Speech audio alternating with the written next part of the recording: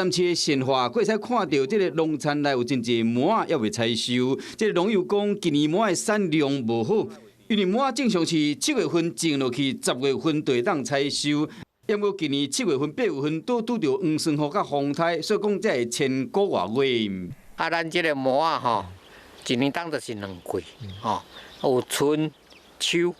农友讲，种麻真辛苦，搁兼搞工，为栽种到采收，完全是要靠人工。即摆加上农村人口老化真严重，栽种的面积是愈来愈小，加上天气的影响，今年的产量真正是差真多。